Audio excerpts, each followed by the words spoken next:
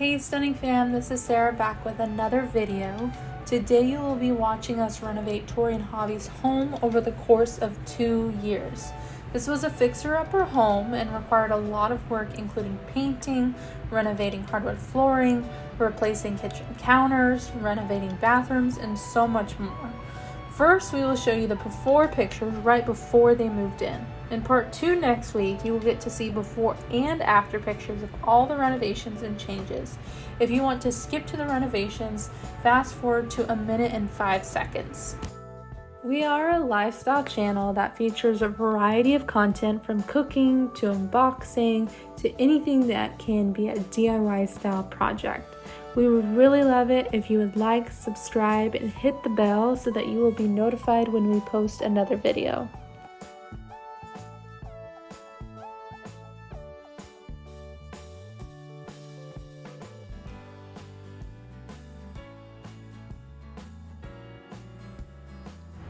Their kitchen was in really bad condition when they bought the home. We used a dollar store single edge razor to scrape years of filth out of the grout. You can buy a 3-pack of these at the dollar store. After everything was cleaned up and livable, the painting begun. We prepped the upstairs first, painted, and then moved downstairs. Due to Tori being pregnant, she had to stay far away from the painting. She stayed downstairs on the couch when the upstairs got painted and spent time outdoors when the downstairs got painted. Tori, what you doing? And Winston, what are you doing? Protecting baby Roman. This was a very busy time because we painted the walls and the kitchen cabinets in a very short amount of time so that Tori and Javi could move all their stuff in.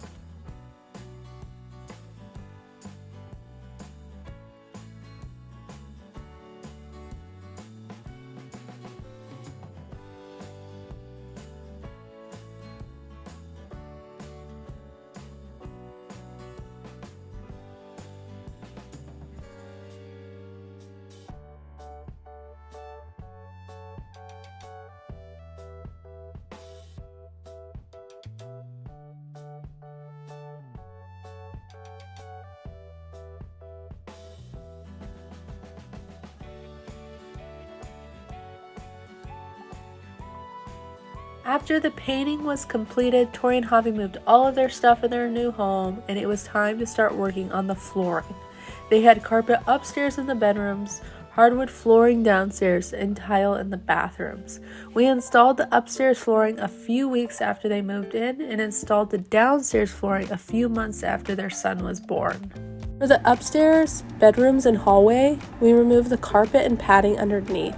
We just threw it all downstairs from the stairway so that we would not have to carry it up and down the stairs. We used a crowbar to rip up the carpet tack strip, which holds the carpet down. We also used this tool to remove the staples that were in the plywood. When removing the baseboards, we scored a line along the baseboards to help it release from the drywall without damaging any of the paint, since it was freshly painted. After the plywood was prepared, we started laying the flooring down. Tori and Javi bought vinyl plank flooring with a Walton oak look. This was a very tedious process, and many pieces of flooring were wasted when our measurements were off. To be honest, I think mistakes also came from being so tired from long hours of working on the flooring. The installation of the flooring began in the main bedroom and moved into the hallway and additional bedrooms. After the top floor was done, we installed the stairway flooring.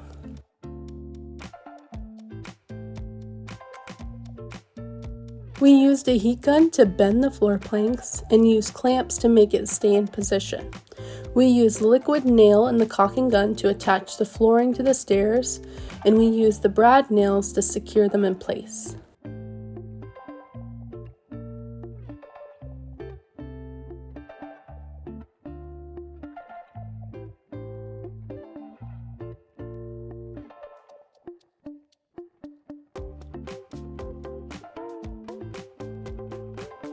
Once the stairway was completed, we installed flooring downstairs.